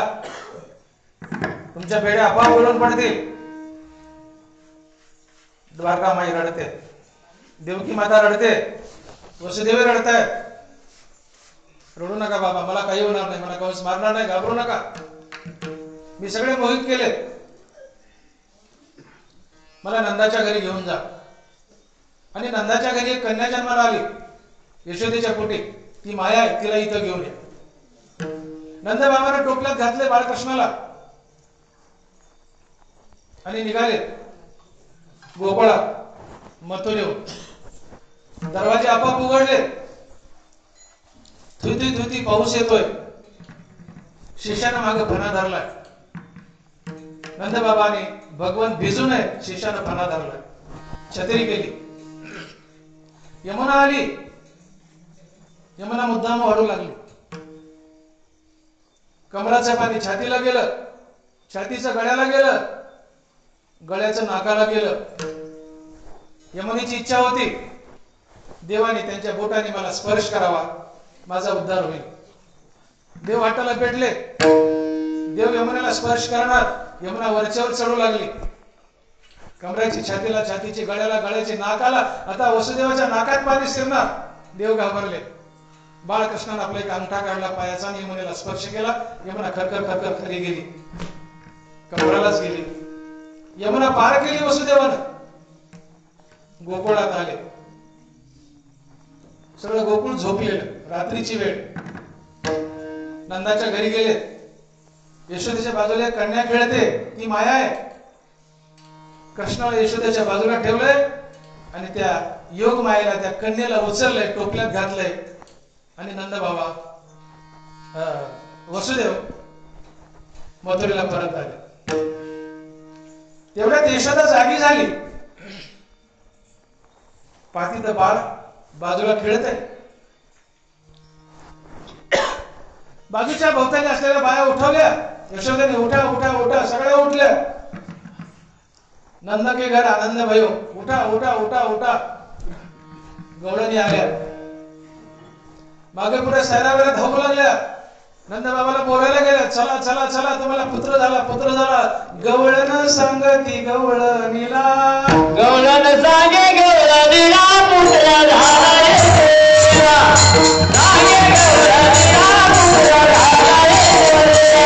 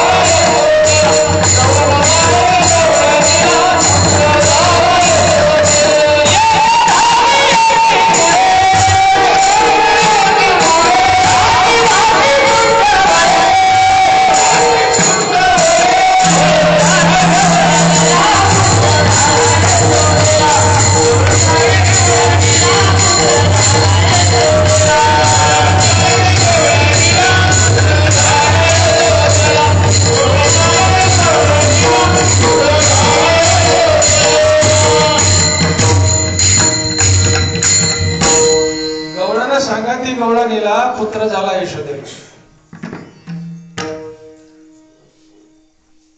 नंद बाबाला बोलून आणलं.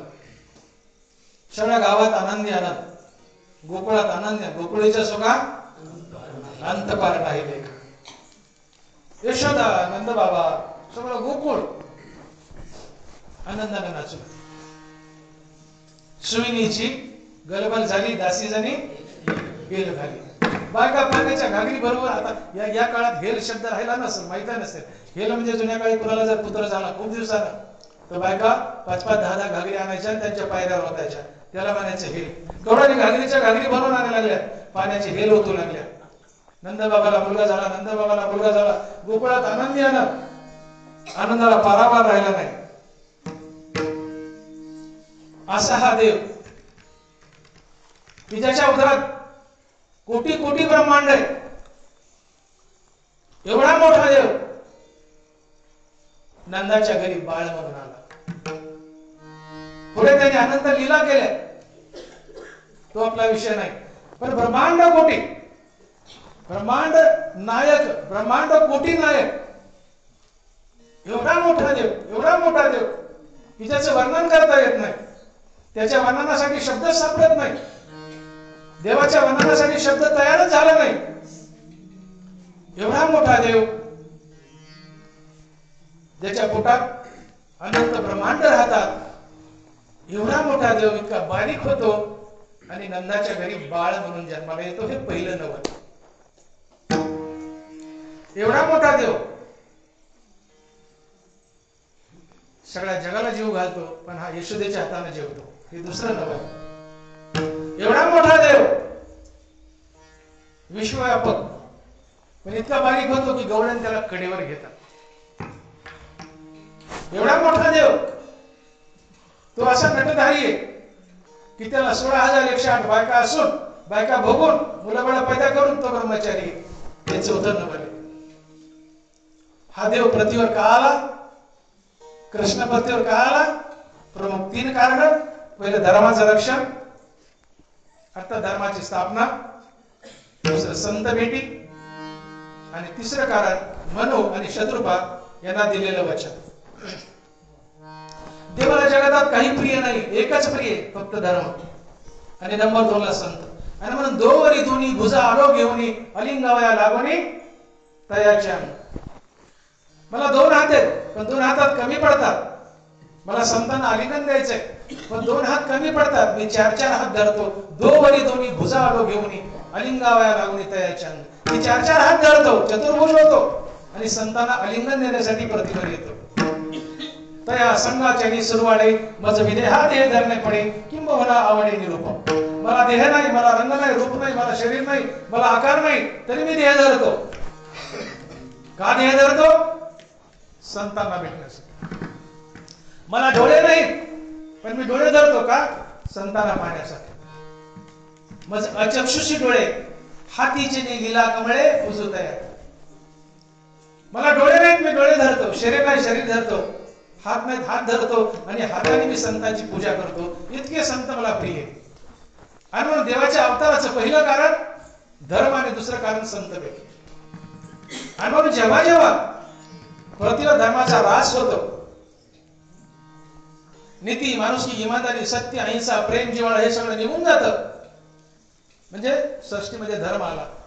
तर या धर्माची स्थापना करण्यासाठी देव अवतार धरतो. देवाला सगळ्यात प्रिय काय? तर धर्म.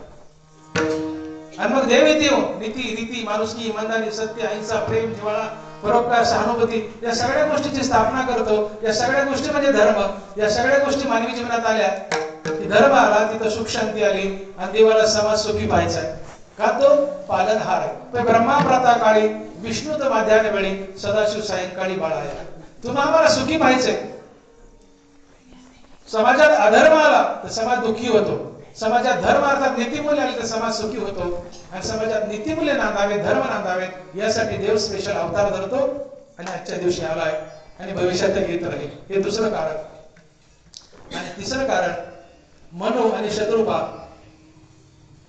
हे राजा राणी होते. मनु हा पहिला मानव. ब्रह्मदेवाच्या डाव्या अंगापासून शत्रुपा झाली, उजव्या अंगापासून मनु झाला. आणि म्हणून या पृथ्वीवर पहिली कन्या कोण आली तर ती शतरूप आहे. आणि पहिला मुलगा जर कोण आला तर तो मनु आहे. ब्रह्मदेवाच्या डाव्या अंगापासून शत्रुपा, उजव्या अंगापासून मनु. आणि म्हणून इथंही सत्यनारायणात लग्नात बायको डाव्याच्या हाताला असते. बायको डाव्या हाताला असते. कशामुळे? ब्रह्मदेवाच्या अंगाच्या 2 भागापासून, उजव्या भागापासून मुलगा मनु, डाव्या भागापासून शत्रुपा. बाईचा जन्म डाव्या अंगापासून झाला ब्रह्मदेवाच्या. पुरुषाचा जन्म उजव्या अंगापासून झाला. म्हणून बाई ही अर्थात बायको नवऱ्याच्या डाव्या हाताला. तेव्हा मनु आणि शत्रुपांनी घोर तपस्या केली. भगवान विष्णू प्रसन्न झाले. भले मागा वरदान, म्हणले देवा तू आमच्या पोटी पुत्र म्हणून ये. देव म्हणाले तथास्तु, तथास्तु, तथास्तु. 3 वेळेस तथास्तु म्हणाले. पण देवानं 3 वेळेस या मनु आणि शत्रुपाच्या पोटी जन्म धरला. तो पहिला जन्म आहे आदिती आणि कश्यप ऋषी त्यांच्या पोटी वामन अवतार आला, पहिला जन्म. दुसरा आहे राजा दशरथ आणि कौशल्या. तो मनु राजा दशरथ आहे, शत्रुपा कौशल्या आहे. दशरथ आणि कौशल्याच्या पोटी राम म्हणून भगवान विष्णूने अवतार धरला.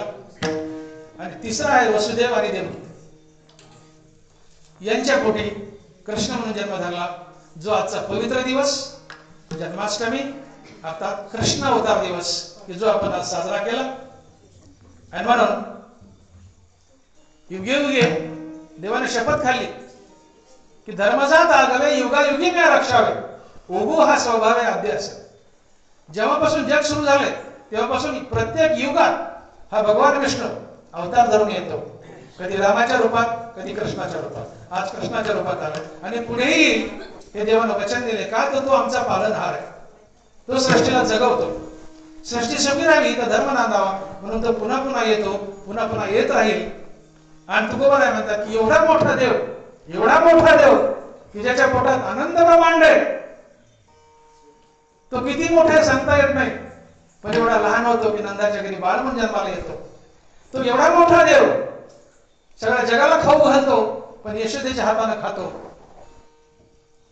तो एवढा मोठा देव, तो एवढा बारीक होतो की गवळण त्याला कडेवर घेतात. तो एवढा मोठा देव की ज्याला 16,108 बायका आहेत, प्रत्येकीसोबत संसार केलाय, मुलंबाळा पैदा केलेत, आणि एवढं करूनही तो ब्रह्मचारी आहे. हे सगळे नवल आहेत, अजून भरपूर नवल आहेत, पण या अभंगातले सगळे नवल आहेत. आणि मग नवल केवळे नकळे कान्होबाचे कोडे. ज्ञानेश्वर माऊली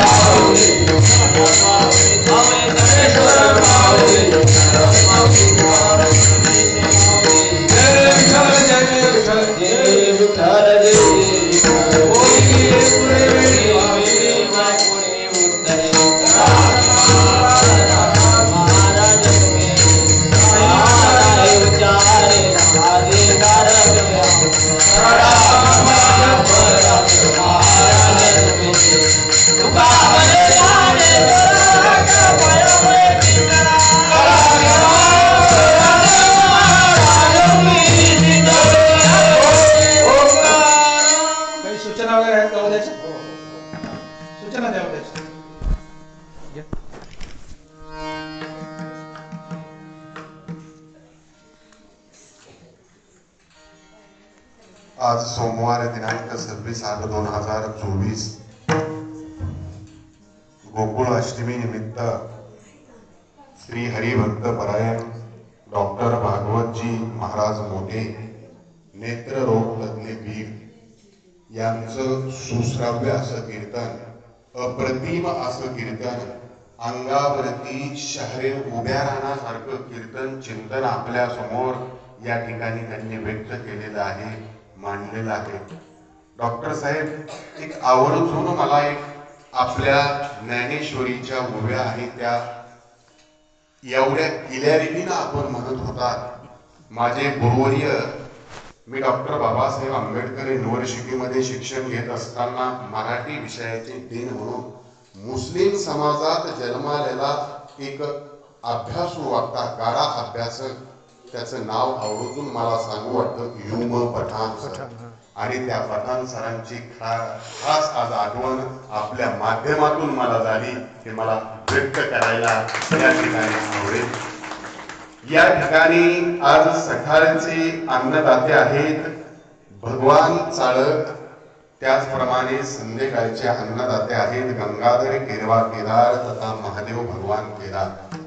या ठिकाणी आजचा हरिजागर एकोडका नावली व सामुदायिक हरिजागर होईल. त्याचप्रमाणे उद्या मंगळवार दिनांक 27/8/2024 उद्याची कीर्तन सेवा आहे श्री हरिभक्त परायण बाबा महाराज शेख आनंद आश्रम मुंबई, ज्या खाटीक घराण्यामध्ये जन्म घेऊन हिंदू धर्माची पताका हातात घेऊन या ठिकाणी महाराष्ट्रभर हा वक्ता फिरतो. यांचं चिंतन या ठिकाणी अनमोल आहे. आपली उद्या देखील उपस्थिती यापेक्षा जास्त प्रार्थनीय आहे. मुस्लिम समाजामध्ये जन्माला येऊन हिंदू धर्माचा या ठिकाणी धर्म प्रसार करणं एवढं सोपं नाही. उद्याचे कीर्तनकार आहेत हरिभक्त परायण बाबा महाराज शेख अनंत आश्रम मुंबई यांचं कीर्तन होणार आहे. उद्या सकाळचे अन्नदाते आहेत श्री राम पंढरी विक्कड व श्री बच्ची पंढरी विक्कड. त्याचप्रमाणे संध्याकाळचे अन्नदाते आहेत बळीराम नानाभाऊ केदार, त्याचप्रमाणे शिवाजी मारुती केदार केदार वस्ती यांची उद्याची पंगत आहे. आणि सर्वांना अजून कळकळीची विनंती, देणगी देणगी देणगी. या आपल्या महायज्ञासाठी आपण पट्टी स्वरूपामध्ये वसूल करीत नाहीत. जे सोयीच्यानं सरळ हाताने दिली जाते ती देणगी अजून आपण दिलेली नाही. काही लोक आज 4था दिवस आहे, देणगी अजून आपली आलेली नाही. सरळ हाताने देणगी द्या. निवळ 200-500 या मोठ्या कार्याला देऊ नका. महागाई भरपूर वाढलेली आहे आणि निवळ द्यायचं म्हणून आपण जबाबदारीतून काहीतरी 200-500 द्यायला लागतात असं करू नका. माझ्या माता भगिनी इथं आहेत, आया बहिणी इथं आहेत. आपण कर्त्याला थोडं टेकन दिलं तर देणगी गोळा होईल. माझी कळकळीची विनंती, उद्या कसल्याही पद्धतीमध्ये देणगी गोळा करा. कळकळीची विनंती, नम्रतेची विनंती. या ठिकाणी माझ्या वाणीला मी पूर्णविराम देतो. धन्यवाद.